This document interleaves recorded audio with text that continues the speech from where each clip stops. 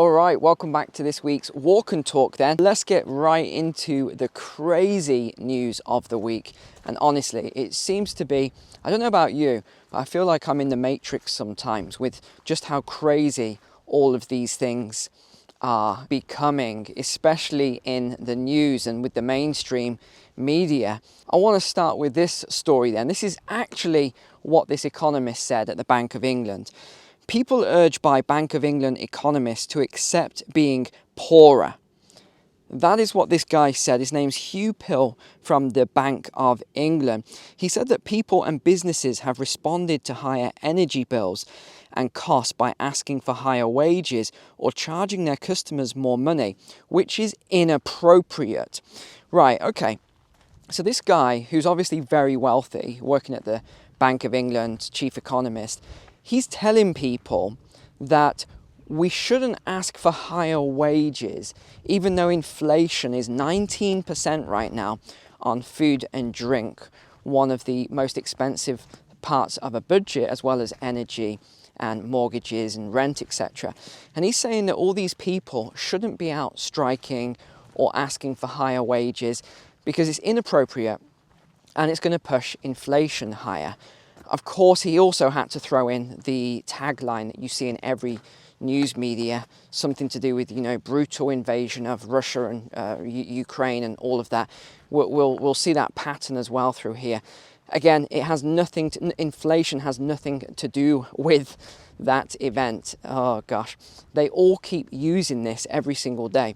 But he then went on to deliver the good news to us. Let me read this out. Inflation is due to ease naturally and sharply in the coming months. Really? And what evidence did he provide for that? Absolutely none, as usual, because they never do. You remember, I think too many people were fooled to keep getting fooled by this stuff now. Although there still are a few people out there that keep getting fooled. Do you remember when they said that there wouldn't be any inflation from all the currency creation, huge amounts of currency creation? And then they said, oh, don't worry, it's just transitory. And then they said, oh, don't worry, it's about to drop. And when it didn't drop, they said, don't worry, it's good for you. And now they're blaming all the inflation on people asking for higher wages. No, inflation comes first. People don't ask for higher wages before the inflation. So now they're trying to put the cart before the horse and say that all the inflation is from greedy people asking for higher wages. It's not. He then went on to say, you don't need to be much of an economist, oh, the irony of that statement, to realize that if your buying has gone up a lot relative to what you're selling, you're going to be worse off. So somehow in the UK, someone needs to accept they're worse off and stop trying to maintain their real spending power. Wow. Talk about insulting to the countless numbers of working class, middle class people, the people which actually do all the hard work so that he can have all the luxuries that he has in life. But it wasn't just him. There was another UK politician that said something similar quite recently. Again, extremely offensive and insulting. And what they said was, oh, we've had a great run over here in Europe, specifically. They weren't talking specifically about the UK. Over in Europe, they said, but it's now time to, the good times are over. It's time to tighten our belts and get back to reality. What reality? Let's just put this into context. They created too much currency.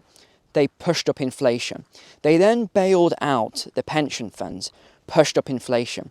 They also sanctioned Russian energy, adding to more inflation. They keep saying that all of this energy cost is due to Russia's brutal invasion of Ukraine. That's the headline you'll see everywhere. In fact, I was reading an article just yesterday, and it was about civil engineering.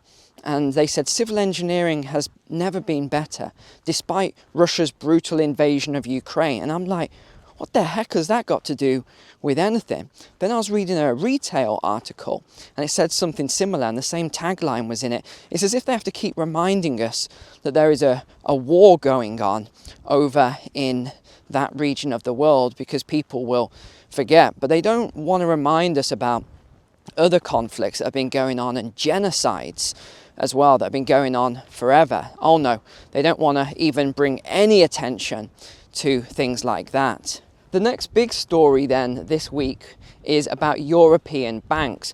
So we've been hearing a lot about the losses in the American banks and the problems there, although they say, oh, the American banking system is so strong, oh, there's no problems whatsoever, your deposits are safe. And then what happens? Another bank goes, oh, don't worry, your deposits are safe, this is super strong. Another bank goes. We're on bank number 4 now. But over in Europe, European banks like US ones face large unrealized losses on assets acquired during the period of ultra-low interest rates that fell in value when interest rates shot up. As in America, some losses are on government bonds, but Eurozone banks also hold a lot of fixed rate mortgages. So very similar actually to the USA. Okay, the fog's starting to clear up a little bit behind here.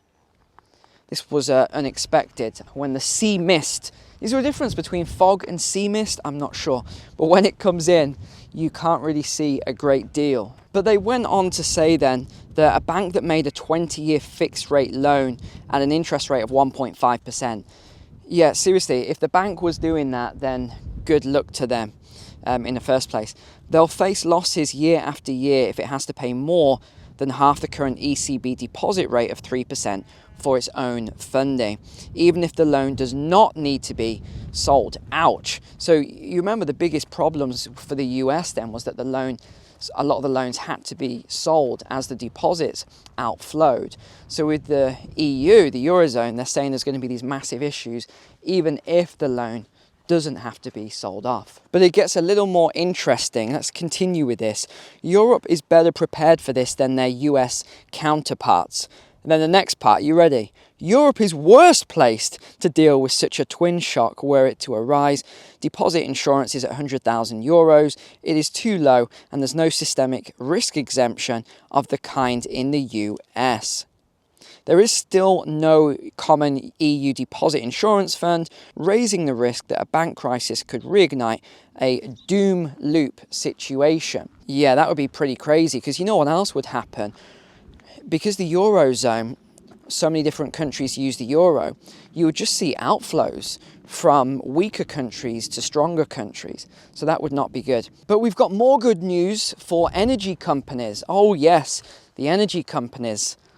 Shell beats expectations with 9.6 billion in first quarter profit. Okay, let me just point something out there. That is Q1 profit, so that is 3 months. Their profit was $9.6 billion. So the Shell execs and shareholders are doing very, very well, while people are paying crazy amounts for their energy bills at the moment. And actually, Shell is one of those stocks on my watch list. If you haven't seen my watch list, you can find it in the private community. It's actually one of the top stocks on that watch list. Because remember, you can still make money even if the stock market is having problems. You've just got to know how to position yourself and find those significantly undervalued stocks. And then all you do is you hold them, getting some dividends for the long haul. If you've got a stock that's, say, 50% undervalued, then yeah, okay, you might see more of a drop coming up. But if you're holding these stocks long term, and I mean, long term for your retirement, then it doesn't really matter what happens in the short-term blip, because some of these companies are not going to go under. They're going to be around for a long time. And if you want to learn more about stock market investing, whether or not you've got a pension or you've got a SIP, so you do it yourself, my course is below in the description. I promise you it is a fantastic course. You will not regret it. Next thing going on at the moment then, we have Vice Media now. Vice Media is preparing for bankruptcy. So hold on, it's got a $5.7 billion valuation, but they're saying they would rather declare bankruptcy than try and find a buyer because it will be too difficult. Hold on. $5.7 billion. Does that make any sense to you? There's something deeper going on there. I'm just not sure what it is, and I don't have the time this week to really dive into it. But remember, a lot of this media is all owned by one parent group. So when you think you're getting independent media, you're not. And I've showed you that in videos over the years where all the news broadcasters are saying the exact same line. I think I've done grabbed those montages 3 or 4 times now for you. Can't believe anything they say. And just look at what happened with Tucker Carlson this last week as well, who just disappeared for no reason with not even a statement. But there is a news conspiracy going on at the moment, or a media conspiracy, because you've got the UK, USA, Ireland, Brazil, Australia, and they're all passing this similar act at the moment, this similar bill, which is very, very draconian. We talked a little bit about it last week. We talked about the US version of it, the Restrict Act, where you can be fined $250,000 if you breach that act, or 20 years imprisonment. So I was doing a bit more reading on it this week, and it's absolute nonsense. You've really got to look into it. Even using a VPN and stuff like that, you got to look into it. It's absolute nonsense what they're talking about. And it's just ironic that they're using your money, i.e. public funds, to build these draconian measures to restrict your speech more. I mean, you can't make this stuff up. They're using your own money to restrict you, and you don't have a choice because you have to pay taxes. If you are earning money, of course, you don't have a choice. You don't pay the taxes, you go to prison. And that's why I say that we're all debt slaves, all of us, because we don't have a choice on paying those taxes. We either earn money or we earn no money. And of course they are, now there's a common thread that exists between a lot of these bills, and it's all about the trans movement. So they're saying a lot of this is to restrict hate speech against trans people. That's not why they're doing it at all. That is just a smokescreen. And what they'll do, that they use LGBT community and the trans community, and they use all these other communities, those racial-based ones and all sorts. But once it's all over, they just throw the people away. They don't care anymore at all. And that's how you know that it's just a smokescreen. Because once they've got what they want out of it all, the government and the media, they just stop supporting those community groups. There's zero support afterwards. And we've seen that in recent years. Now, the other interesting one is Brazil at the moment. So that was Bolsonaro, who is under investigation. So he's the former president who left under interesting yet suspicious circumstances, I think we'll say.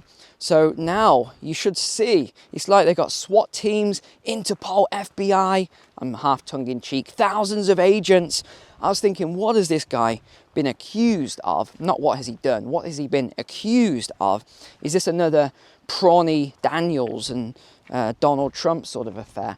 Well, it's something to do with him faking some COVID document, apparently. So that is why it seems like the whole of the Brazilian police force is being thrown at this. Again, why would you throw so many resources at something like that? It's pretty obvious. It's just another one of these events. They're really, I'll say one thing, they're doing a great job at consolidating power at the moment and getting rid of any opposition. It's quite unbelievable. But this is what we talked about before with the different styles. You have your Solomon, which is King Solomon out of the Bible, one leadership style. And then you have Machiavellian from the book The Prince. So Machiavellian is win at all costs. So they honestly don't care what they have to do in order to win. All right, next story then. The IRS has spent $10 million on weapons, ammo and combat gear in the last 3 years. Now, when I read that, I thought, why on earth would they have spent that much money? They are tax collectors. Why would tax collectors need those sort of equipment and weaponry? It's very unusual, until the article goes on to say they've been hiring significantly more agents in 50 states, and the job description reads, must be willing to use force up to and including the use of deadly force. The weapon stockpiling and additional hiring comes after the IRS was given $80 billion in new funding from the Inflation Reduction Act, which we know is the Inflation Explosion Act. The agency claims that the 80 billion was needed to hire the 87,000 new agents across the next 10 years. Of course, this is all to do with the $10,000 limit. So think about this for a moment. They need 87,000 agents and all this equipment in order to enforce the $10,000 limit, which really won't add much in taxes anyway. So it's not going to be cost effective in any way. It doesn't make any sense unless you start reading into it from the point of central bank digital currencies and credit scores, the social or carbon credit scores, and all the other things that I think is what the true intention is of this and what they really want to implement. And you've only got to look at what's happening over in the US at the moment. We just had this week, Tuesday Morning is going out of business and closing all of its 200 stores. It's the second major US home goods retailer to go bust in recent days. So just last week it was Bed Bath & Beyond, which wasn't a surprise to me, also filed for bankruptcy. So we're seeing a lot of big businesses closing now, and even we just saw FedEx close in 29 locations. And it's pretty obvious what's happening. These big businesses are not stupid. What they are doing is they're consolidating power at the moment, or let me say that a different way. They're consolidating costs. So they're trying to bring down all of the expenses and costs to batten down the hatches for what they know is coming. And then I think we're going to turn around and walk this way so you can see that nice view in the background there. And then the last article I want to talk about today was, and I'll probably look at the full report in the coming weeks, this is from the WEF again, we talked about yesterday.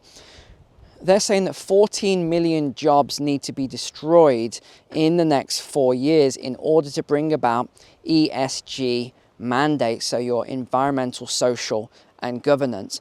And you should read this stuff, it's so crazy. They're talking about, energy and gas sector, oil and gas. All of these are the sectors that need to be destroyed in order to bring about a more equitable world.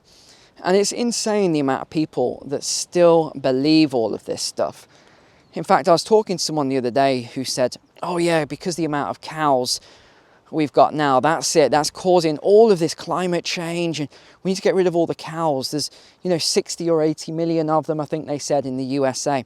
And I was just thinking to myself, and I know a few people have left comments this week with similar things, but do you know how many buffalo used to roam the plains? And then think about before combustion engines as well.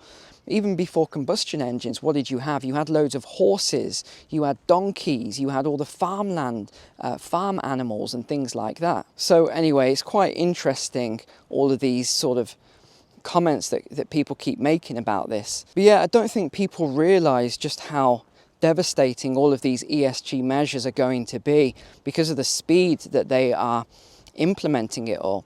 There's going to be a lot more issues than we're seeing at the moment. It's not just inflation. It's going to be food-related issues, more energy-related issues. There's a lot more to come. Let's just put it that way. But anyway, thank you so much for watching today. Thank you for being a subscriber here. Please check out my course in the description. And why not look at the private community as well. Apart from that, take care. God bless you and your family. And I'll see you next week now.